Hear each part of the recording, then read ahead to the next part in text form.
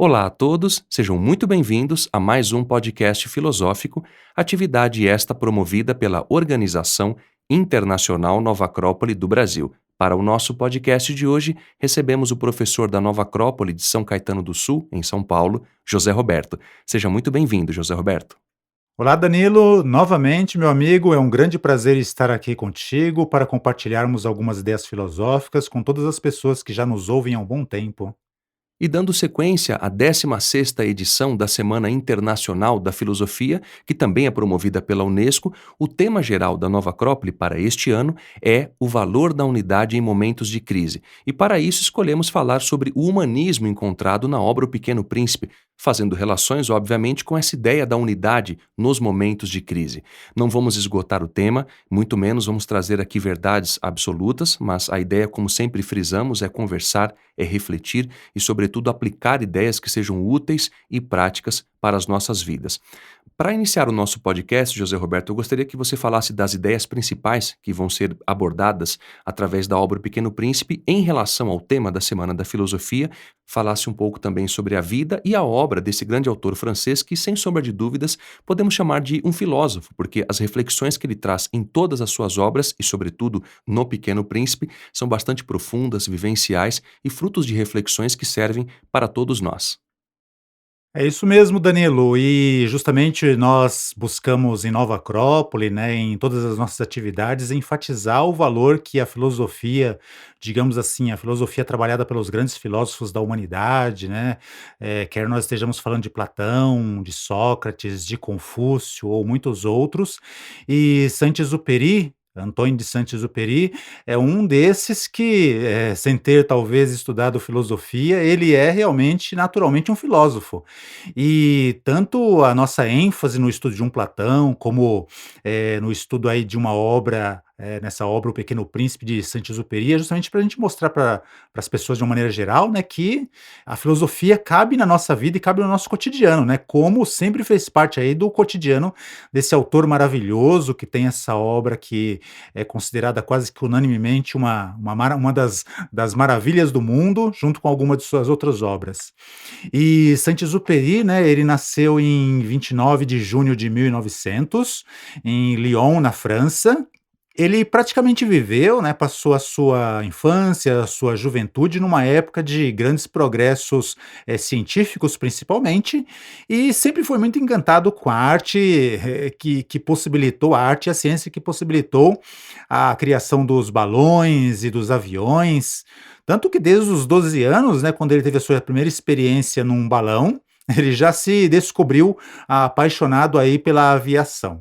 E também por, contos e também por escrita, né, então já era um garoto bastante especial e de certa maneira já sabia o que queria. A ideia não é nem a gente se alongar muito, né, Danilo, na biografia dele e nem na obra O Pequeno Príncipe como um todo, né, porque nós temos vários amigos tanto nas escolas de São Paulo, como nas escolas de Brasília, né, que também já falaram muito sobre o autor e sobre a obra, né. Mas o Saint-Exupéry, ele tinha 21 anos, né, ele, tendo sido reprovado na escola naval, ele começou a sua carreira de piloto, no serviço militar no Regimento Militar de Estrasburgo. E daí para frente, em outras oportunidades, ele foi, além de piloto, pelo regimento militar, ele também foi piloto comercial, também foi piloto de testes, né. E voar naquela época era uma grande aventura, né, Danilo, porque as máquinas foram recém-criadas, estavam sendo constantemente aperfeiçoadas. E até em um dos livros ele disse que era como, voar numa bomba voadora. Porque era mais combustível e falhas do que outra coisa, né. Então ele mesmo conta, muitas das suas aventuras, das aventuras com os seus companheiros, né, pessoas que ele aprendeu a valorizar e a ter elos de amizade muito profundos, porque saía numa missão, não sabia se ia voltar, então eles aproveitavam cada minuto e cada momento desse contato diante dessa incerteza, né. Inclusive em outra obra muito bonita também, chamado Terra dos Homens, Ele conta muito dessas aventuras que ele e alguns dos seus companheiros tinham, ao voar pela companhia Aeropostale, né, nos países de língua francesa, né. E é isso, ele explora linhas, através da sua carreira como piloto, né, no Saara, nos Andes. Como eu disse a você, né, ele era muito apreciado pelas suas conversas, pela sua cultura. Bom, sintetizando um pouco, né, Danilo, quando os nazistas invadem a França, ele vai para os Estados Unidos e lá, incentivado por um dos seus diretores, ele começa, ou aliás, por um dos seus editores, ele começa a escrever também livros infantis. E em 1943 nasceu essa obra maravilhosa, O Pequeno Príncipe, né? E apenas um ano depois, em 1944, em 31 de julho, quando ele está a serviço, da Força Aérea Francesa na África, ele sai numa missão de reconhecimento e aí ele acontece algum tipo de acidente, ou então ele é abatido, por um caça alemão e nós perdemos esse grande autor. Em 2008, se não me falha a memória, né, os restos do seu avião foram encontrados próximo da ilha de Marsella. Bom, Danilo, e falando um pouco sobre as suas obras, né, bom, são várias, porque ele escreve, até onde nós sabemos, desde 1926.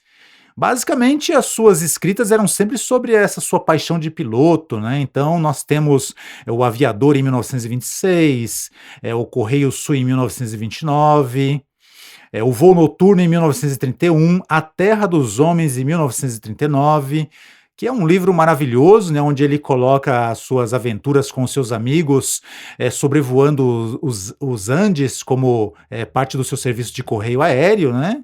E também, numa determinada parte do livro, ele conta de um acidente que ele teve no deserto e ele e um companheiro de voo que estava com ele tiveram que fazer das tripas coração para sobreviver a essa aventura, né?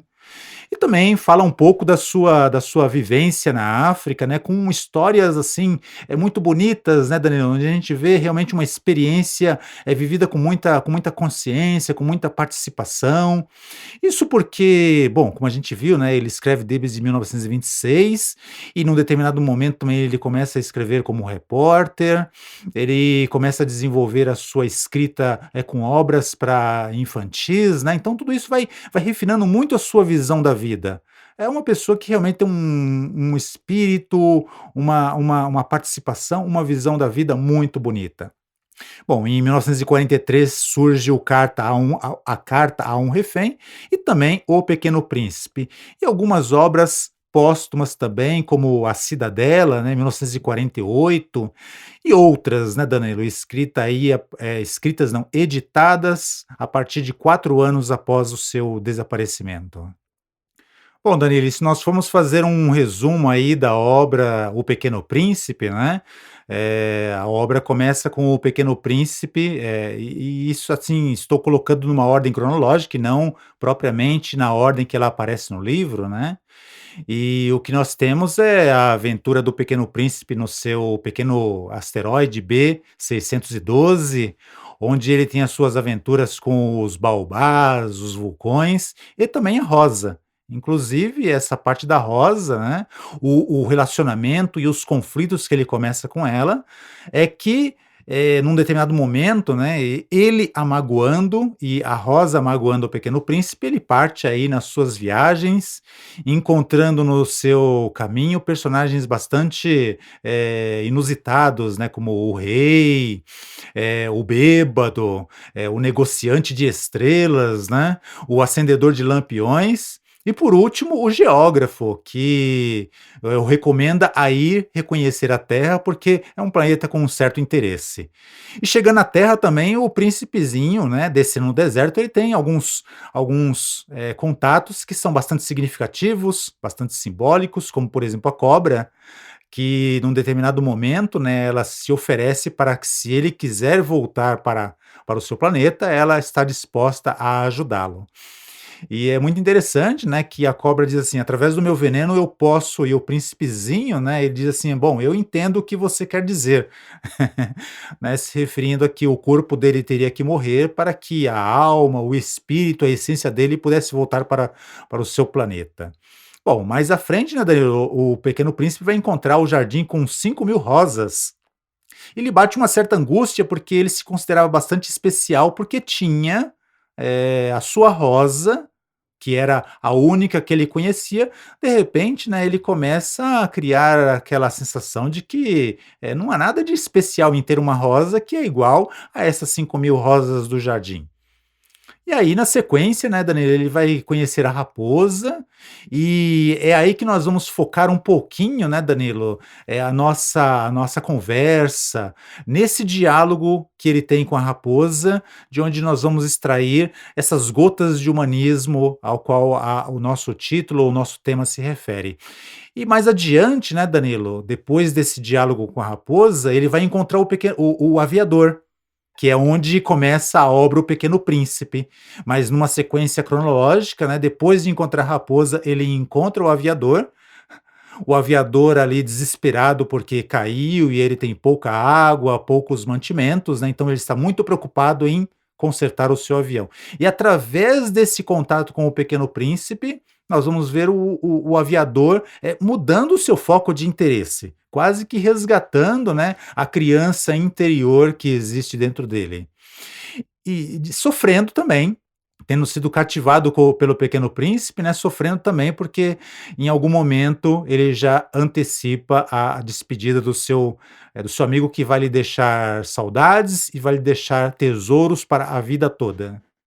E essa obra, O Pequeno Príncipe, ela tem tanta profundidade, quando nós lemos de uma maneira mais profunda, no sentido de levar para o coração e, claro, levar à prática da ação, aí a gente começa a entender o que ela significa em alguma medida, porque ler por ler, sem refletir, implica em que a gente só está acumulando conhecimento intelectual. Agora, quando você compreende o que o autor quis transmitir, isso é muito importante, você começa a trazer para o seu terreno interior, digamos assim, e você começa a vivenciar essa experiência com consciência, aí você verifica a profundidade do ensinamento. Isso é algo bem interessante de se refletir. E a ideia do cativar, que é algo muito profundo que nós vamos relatar aqui, eu gostaria que você falasse sobre essa ideia do cativar, que significa justamente atrair, conservar, cuidar, e num momento de crise histórica como esse em que vivemos, sobretudo em função da pandemia, pode trazer muitos ensinamentos, refletir sobre essa ideia de cativar, de cuidar, porque isso pode nos levar a uma unidade, de alguma maneira. Então, gostaria que você falasse sobre essa ideia para a gente começar o nosso podcast de hoje. Sim, Danilo, e você começou bem aí a sua colocação, porque você nos lembrou, né, de uma crise recente que nós temos passado, não só a nível de brasileiros ou de uma cidade específica, mas a nível mundial. E nós brasileiros, né, nós estamos já, digamos assim, calejados pelas crises, né? É muito interessante, Danilo, nós começarmos essa relação que o Pequeno Príncipe vai estabelecendo com a raposa, que ela vai lhe colocando justamente num determinado momento, né, a raposa, bom, o Pequeno Príncipe, né, após ouvir ela se referir, olha, ao cativar, ele pergunta, né, o que é cativar? E a raposa responde: "É algo quase sempre esquecido", disse a raposa, "significa criar laços". E o Pequeno Príncipe pergunta: "Criar laços?" "Exatamente", disse a raposa. "Tu não és nada para mim senão um garoto inteiramente igual a 100.000 outros garotos. E não tenho necessidade de ti, e tu também não tens necessidade de mim. Não passo a teus olhos de uma raposa igual a 100.000 outras raposas.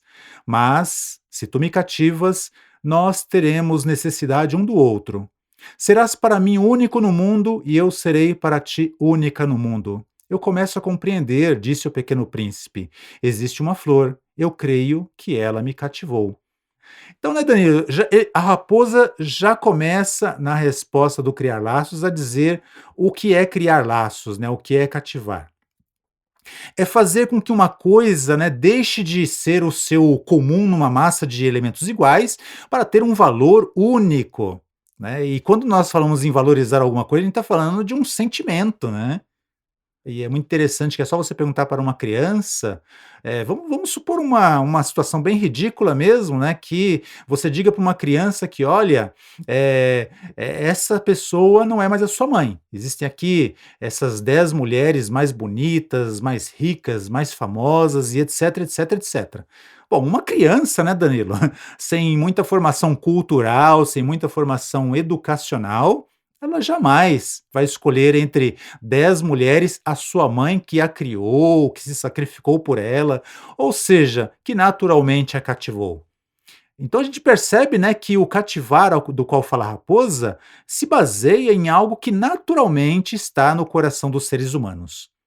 E que isso pode ser construído, e que isso pode ser ampliado, e que isso pode ser desenvolvido para incluir outras pessoas, para incluir outros interesses, para incluir outros valores à nossa vida. Percebe isso?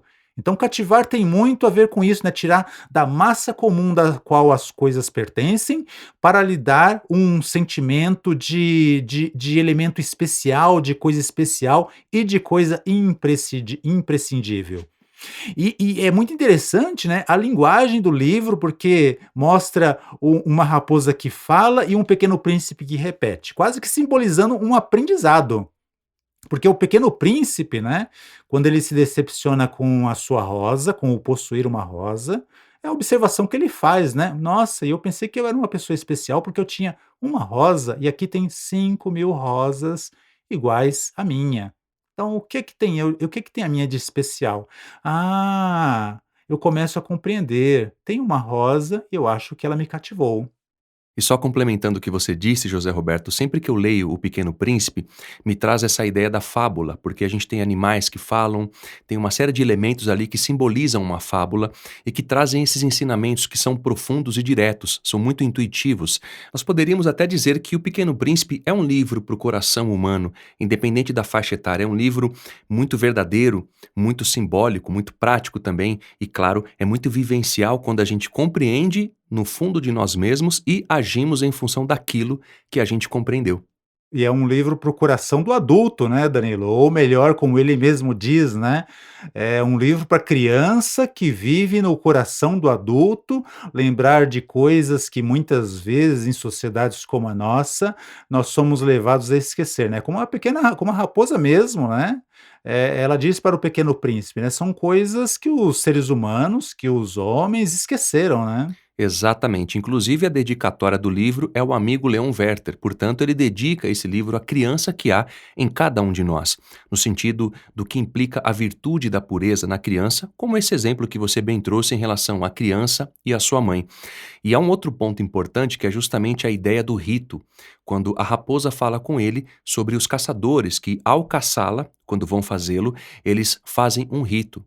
E o Pequeno Príncipe, quando ela fala essa palavra para ele, rito, ele não aceita uma resposta qualquer. E, com essa postura bem filosófica, ele pergunta o que é um rito. Eu gostaria que você falasse sobre isso, porque no mundo em que a gente vive hoje, a maneira como as coisas estão, a maneira como nós, seres humanos, através da história, temos construído o mundo em que vivemos hoje, porque isso é fruto do ser humano, nós percebemos que esse elemento praticamente já não cabe, não de maneira consciente filosoficamente falando, porque vivemos uma vida, de um modo geral, bem mecânica, não é? E isso acaba morrendo, sufocando o ser humano. Então a raposa explica para ele essa ideia. Eu gostaria que você falasse sobre isso e fizesse relações com as nossas vidas e o que a gente pode aprender e também viver em algum sentido dessa ideia do rito no mundo em que a gente vive hoje. Vamos deixar a raposa mesmo responder, Danilo. O que é o ritual é uma coisa também muito esquecida. Né, da mesma maneira que o cativar, ela começa assim, né, é também uma coisa muito esquecida. É o que faz com que um dia seja diferente dos outros, uma hora das outras horas. Então é uma construção, né, porque quando o Pequeno Príncipe chega num horário qualquer para ver a raposa, ela mesmo diz: "Olha, seria bom que a partir de amanhã", né, ela ensina isso para ele, né, "seria bom que a partir de amanhã você chegasse sempre no mesmo horário".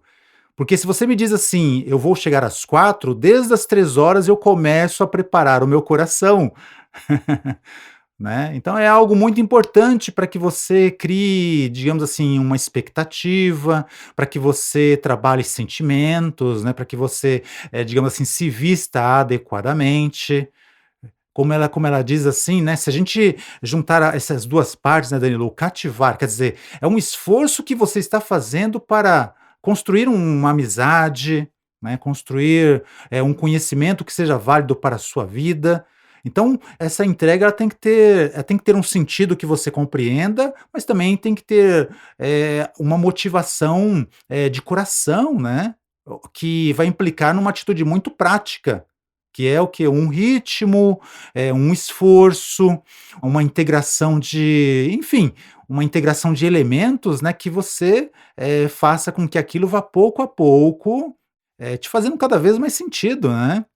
E é muito interessante, né, Danilo, que nas antigas sociedades, e a gente vê isso até mesmo muito explorado, né, por, Jung, por Mircea Eliade, por Fernando Schwartz, por outros grandes, estudiosos aí das antigas sociedades, que essas atividades mais rituais, elas eram fomentadas, praticamente várias vezes no ano, porque eram oportunidades para juntar as pessoas, né, para que as pessoas se encontrassem, para que as pessoas se conversassem, para que as pessoas se relacionassem, tendo objetivos em comuns a toda a sociedade. Então, na sociedade grega, né, tinha aqueles ritos, eh, de mudança de estação, ou, por exemplo, ritos para celebrar as boas colheitas, que uniam as pessoas em festas, onde as pessoas tinham oportunidade de conversar, né, sobre coisas incomuns. Então os ritos eles são necessários, né, para se construir relações humanas. O ritmo que se dá para que, nós possamos adequadamente, conhecer as pessoas, né, nos conhecermos uns aos outros, os nossos mútuos interesses, os elementos que nós temos em comum, para que nós constituamos uma identidade social. Isso é muito importante o que você traz, José Roberto, porque enquanto você falava e trouxe essa ideia da identidade, ou seja, o rito como uma identidade, identidade de que somos seres humanos, temos um papel a cumprir, a nossa vida ela é especial, a nossa vida ela tem um valor, tem um sentido. O ritual dá essa condição e, portanto, nos dá também algum grau de identidade, de sabermos quem somos e não fazermos as coisas mecanicamente todos os dias. E essa ideia do ritual, como o Pequeno Príncipe destaca, o livro é da década de 40, do ano 1942, e ele já falava naquela época que o rito era algo esquecido pelos homens, pelos seres humanos. E até hoje isso acontece. Porém, nós podemos perceber no cotidiano algo velado em relação ao rito, por exemplo, num café da manhã, quando eu levanto de manhã para tomar um café e o faço com a minha mãe, com a minha esposa, com a minha família, de maneira consciente, ou com qualquer pessoa que esteja comigo, eu coloco aí um aspecto do ritual, porque eu preparo um café, eu penso na pessoa, eu penso com o coração e faço todo o procedimento daquilo que vai ser ingerido de maneira consciente. Então não é um dia comum, porque eu preparei aquilo mentalmente, com sentimento, eu coloquei uma energia naquilo tudo. Então não é um ato mecânico de apertar o botão do micro-ondas, colocar ali 1 minuto e 20, esquentar, comer e sair. Então ali eu paro e dou um momento especial para aquele dia. E isso faz toda a diferença, não é? É muito importante refletir sobre essas coisas, porque nas pequenas joias do cotidiano a gente pode extrair muitos elementos vivenciais de ritos que fazem com que a nossa vida não seja um dia exatamente igual ao outro. Então isso é muito importante da gente refletir para não cair nessa tão temida rotina cinza que a gente costuma às vezes viver de maneira bem desatenta por muitos anos da nossa vida. Exatamente, Danilo. É necessário para que a gente conheça bem a pessoa ou as pessoas com quem nós nos relacionamos. É fácil? Não é fácil, mas, digamos assim, é necessário, Danilo, porque nós estamos falando de unidade nos momentos de crise. Então, quando as crises são poderosas, né, quando o mundo a carregar é muito pesado, com mais pessoas reunidas, né, com mais pessoas com elos de amizade, menos ligadas nas questões individualistas, ou seja, cada um cuida do seu, é mais fácil constituir, uniões, né, é mais fácil constituir, forças-tarefas comuns para lidar com as situações. Então, é muito interessante, né, essa mentalidade que, como a raposa diz, né, é algo muito esquecido entre os homens. É algo que em Nova Acrópole, né, em matérias que falam sobre a questão da convivência ou a questão da filosofia da história, nós buscamos resgatar com uma mentalidade que é própria dos povos. Porque quando os desafios comuns são muito amplos, para resolvê-los tem que ter uma unidade. Ou pelo menos, né, tem que ter uma ideia de que há situações que pedem deixar as diferenças de lados para que se possam trabalhar em comum, para que aquilo não danifique mais ainda, né, a sociedade.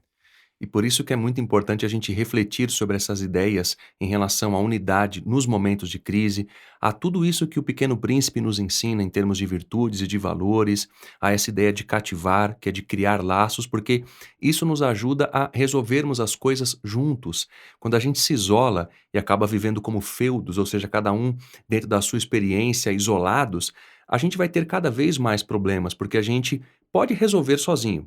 Isso, em alguma medida, pode acontecer num âmbito pequeno, numa experiência em particular. No entanto, quando a gente se junta através de ideias virtuosas, de valores, evidentemente falando, de um senso comum, de uma ideia que vai ajudar a todos e vai beneficiar a todos, e uma forma prática de aplicar isso tudo, é natural que a gente consiga resolver melhor as nossas provas, não é?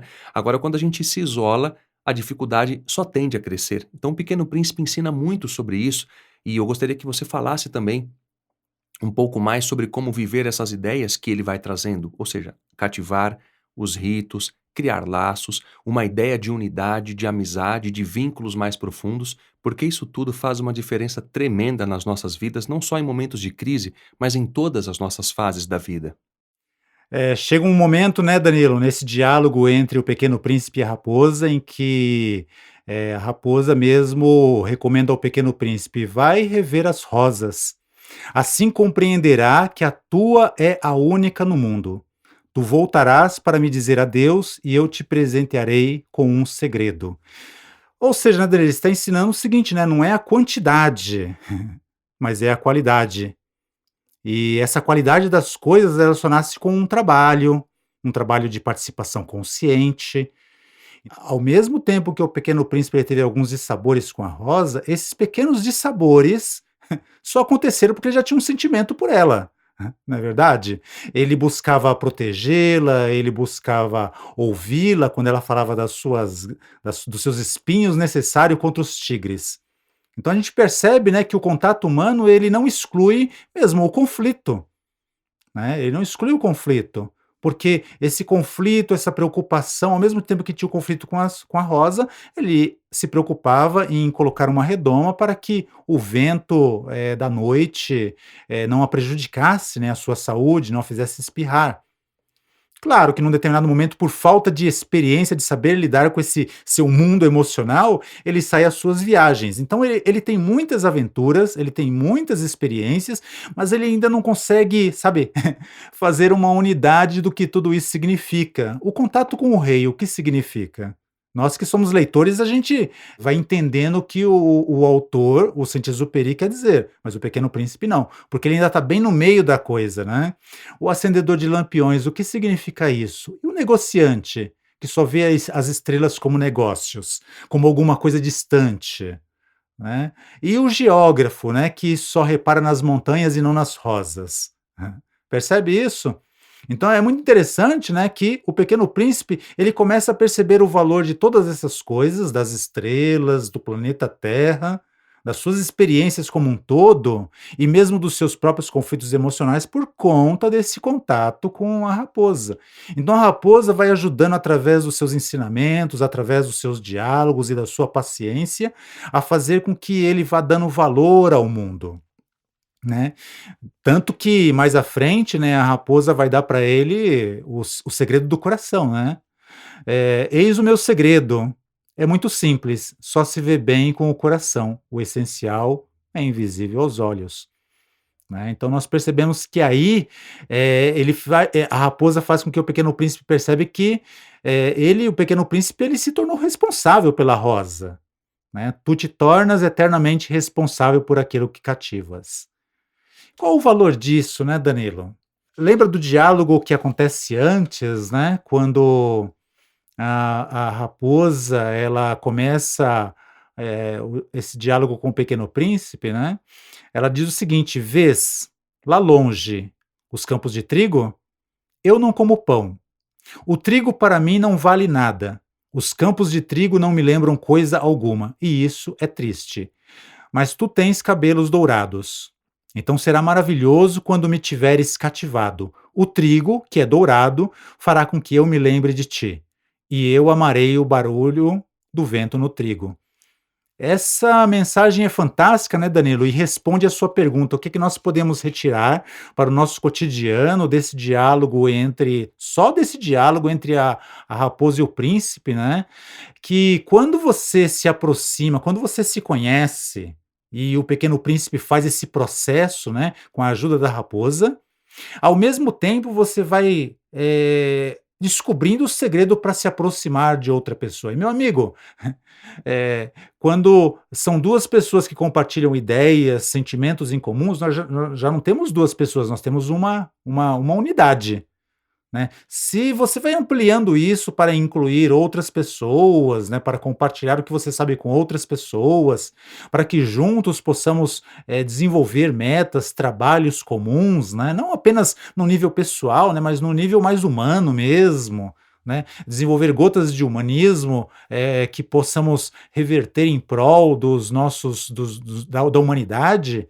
Isso vai fazendo com que, vamos gerando uma força, muito eficaz, muito eficiente, né, e é o que o Pequeno Príncipe vai aprendendo com a raposa. E consequentemente, né, Danilo, da mesma maneira que o trigo, a cor do trigo, por causa dos cabelos do príncipe, faz com que agora a raposa olhe para o trigo e lembre do príncipe, isso significa que a natureza vai ganhando sentido. Tinha um negociante que olhava nas estrelas só negócio, ou seja, para ele as estrelas eram uma coisa exterior que ele poderia possuir. Olha que loucura. Agora para a raposa não, pra a raposa, ela possui os campos de trigo porque ela levou o trigo para dentro de si própria. Agora, em relação ao aviador, há uma outra relação também bastante importante entre ambos, não é? Porque o aviador tem a sua consciência desperta através do momento em que ele compreende o Pequeno Príncipe. Porque, num primeiro momento, né, José Roberto, e pensando de uma maneira prática, embora seja um romance, se a gente tenta imaginar e conceber essa ideia de um avião que cai em um momento tão complexo, falta d'água, um motor quebrado e toda aquela circunstância que é real no simbolismo da obra, obviamente, né, no romance que é apresentado para nós, fica claro que, naquele momento, o aviador quer resolver o problema do motor e voltar a voar. Depois ele vai pensar no resto, porém ele vai despertando aos poucos através do exemplo de singeleza que traz o príncipezinho, do exemplo de carinho, do exemplo de afeto, de amor, porque ele traz à consciência valores que ele tinha esquecido, e isso o marca profundamente. Então imaginemos quanto ele aprendeu através de um grau de imaginação de conceber um personagem como esse e o tipo de relação que ele estabelece. Eu gostaria que você falasse sobre o que a gente pode aprender dessa relação entre ambos e como a gente pode viver isso também, transmitir algo disso para todas as pessoas com as quais nos relacionemos. É isso mesmo, né, Danilo? E a gente já pode ir meio que para o simbolismo, vamos dizer assim, né? O aviador somos nós, na nossa pressa, nos nossos estresse, né? Nos desafios individuais, grupais e coletivos que nós enfrentamos no nosso dia a dia. Mas há que encontrar dentro de nós, né, a nossa raposa interior, ou o nosso pequeno príncipe interior, ou a nossa criança interior. Voltar a nos conectar com uma sabedoria que seja atemporal e que nos mostre que só a sobrevivência por si própria não vai responder a todas as nossas inquietações, né. É necessário que nós aprendamos novamente essa arte esquecida de criar laços, né, de criar ritmo e esforço. Nós ouvimos isso muitas vezes nos nossos novos, alunos das nossas escolas, né, quando as pessoas se aproximam e dizem assim: "Nossa, mas hoje as pessoas não têm tempo para isso". Então, realmente, temos pouco tempo para isso? Temos pouco tempo para isso, mas não é uma questão de ter muito tempo, é uma questão de, cativar, né, uma questão de qualificar o nosso tempo, de fazer disso um ritmo de poucos momentos possíveis por dia que isso seja possível. É que nem quando nós queremos nos exercitar, né, não dá para ficar o dia todo fazendo exercício, né, a pessoa que faz isso está perdendo a sua vida tanto quanto a que não faz. né, mas alguns exercícios, uma boa caminhadinha por dia ajuda bastante o coração a funcionar bem, né. É o mesmo princípio, né, Daniel, o princípio filosófico. Platão, por exemplo, né, fala dos arquétipos, né, as grandes ideias que unem os seres humanos, e nós vamos entendendo o valor desses arquétipos conforme nós também vamos construindo elo de ligação com as pessoas, porque queremos aprender mais sobre eles para poder compartilhar com as pessoas. Aristóteles fala da felicidade, né, a felicidade que vem da vida virtuosa, do ser humano que busca ser melhor, para conviver bem com a família, para conviver bem com os amigos, para conviver bem na sociedade, né, conviver bem com os membros da sociedade. Olha só que maravilhoso. Crescemos nós e, através do nosso esforço, ajudamos os aviadores, né, menos conscientes que nós a crescer também.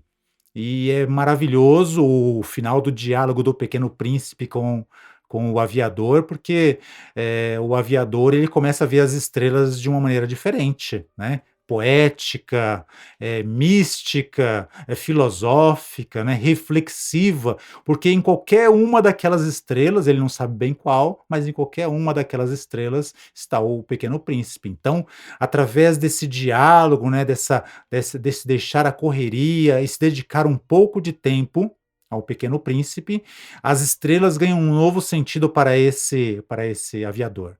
E não foi nada novo, né, Danilo, porque quem leu o livro sabe que o aviador nada mais era que uma criança que cresceu, né, e se tornou um prático do mundo dos negócios. O conhecimento filosófico de nós mesmos não reduz a nossa preocupação prática com as questões do cotidiano, mas nos demonstra que existe todo um mundo interior que pode ser explorado através de um conhecimento mais profundo de nós mesmos, necessário para convivermos bem conosco mesmos, necessário para convivermos bem com as pessoas que nos cercam, para irmos criando eh, elos de amizade, de companheirismo, de fraternidade, e também, né, Danilo, conforme nós vamos realizando isso, vendo o valor das estrelas, vendo o valor do cosmos, vendo o valor da natureza, né? Não é simplesmente uma preocupação ecológica pela ecológica, é uma preocupação que nasce pela ecologia e pela natureza, porque primeiro nós instalamos o humano dentro de nós. Então, essas pequenas gotas de humanismo, elas são essenciais para que nós possamos, digamos assim, em momentos realmente de desafios e dificuldades, sentir que não estamos sós, mas que fazemos parte de toda uma corrente, com o ser humano ao nosso lado e também com a natureza. Agora, para encerrarmos o nosso podcast, José Roberto, além do que você já mencionou ao longo das suas falas, eu gostaria que você falasse um pouco mais, de maneira sintética, sobre essa ideia da unidade em momentos de crise em relação a esse humanismo que podemos encontrar na obra do Pequeno Príncipe, porque ela nos ensina muito, sem sombra de dúvida, sobre a unidade, sobre valores, sobre elementos de virtudes que podemos ter em nós próprios, desenvolvendo-os, evidentemente falando, e transmitindo aos demais. A obra do Pequeno Príncipe traz muito disso, portanto eu gostaria que você falasse um pouco mais sobre essa ideia para encerrarmos o nosso podcast de hoje. Sim, Danilo, olha, eu acho que, acontece com todos nós de vez em quando, né, Danilo? A pior coisa que pode nos acontecer quando nós sentimos que estamos numa encruzilhada da vida é o sentimento de solidão, né, de que nós só podemos contar conosco mesmos e, às vezes, contar conosco mesmo usando elementos, de violência que, se a pessoa tem um pouco de consciência, né, e normalmente a pessoa que ouve o nosso podcast é a pessoa que está buscando trabalhar isso, né, ter um pouco mais de consciência, não vai aceitar qualquer comportamento explosivo da sua parte. Quando acontece, porque acontece, né, ela meio que, bom, fica magoada consigo própria, né, mas por causa disso, né, porque se sente só. A nossa professora Délia Steinberg Guzman, ela tem uma obra maravilhosa chamada Os Jogos de Maia, onde tem um texto que ela dedica à questão da solidão. E ela diz que nos sentimos solitários quando nos sentimos desconectados dos demais, né, nos sentimos fragmentados. Porque há algo no íntimo do ser humano, né, que sente que há algo em comum entre todos nós. Só que isso, para ser construído, tem que ser feito com muita paciência, com muito ritmo, com muita busca, né, com alguns dias de lágrimas e outros dias de riso, né. o sorriso vai nos aproximar, mas as lágrimas muitas vezes, né, vão solidificar os nossos corações com ferro e com fogo. Então são muito importantes, né. Então eu acho, né, Danilo, que juntando um pouco o que a nossa professora Adélia diz, juntando um pouco o que esse filósofo do cotidiano, o Antoine de Saint-Exupéry diz, né, que o importante é estabelecermos conexões, né, criar laços, laços de respeito, laços de ternura, laços de amizade, porque quando nós nos conectamos com o outro, para começar, quando nós nos conectamos conosco mesmo, né, descobrindo o que é temporal em nós e o que é atemporal e dando ênfase ao atemporal, aí nós temos oportunidade de construir elos de verdadeira amizade com outros seres humanos, principalmente que estão buscando a mesma coisa. E quando nós vamos constituindo essa pequena fraternidade, né, a gente vai tendo uma demonstração prática de que isso pode ser ampliado. E quando essa fraternidade ela é ampliada, a gente vai poder, pelo menos, imaginar e sonhar com um tempo mais futuro, em que nós possamos reprisar muitos fatos que a gente vai aprendendo a identificar nessas antigas civilizações, como os egípcios, os incas, os gregos, que apesar das suas diferenças sociais, de classe, econômica e outras, quando as dificuldades eram muito grandes, eles sabiam colocar essas diferenças de lado para resolver essas situações. E união é unidade, né? E crises são dificuldades comuns que podem ser superadas, enfrentadas com esforço conjunto. Sem dúvida, José Roberto, agradeço mais uma vez a sua presença. Dessa maneira encerramos então o nosso podcast e, claro, desejo que seja sempre muito bem-vindo. Obrigado, Danilo. É um grande prazer estarmos aqui mais uma vez, compartilhando algumas pequenas reflexões filosóficas com todos que nos ouvem. Igualmente, José Roberto, para entrar em contato conosco e ouvir todos os podcasts dedicados à 16ª Semana Internacional da Filosofia, basta acessar o site nova-acrópole.org.br/podcast e acompanhe também os conteúdos exclusivos em nosso canal do YouTube, disponíveis na descrição deste episódio. Até a próxima! A trilha deste podcast é de autoria de Franz Schubert e chama-se Andante.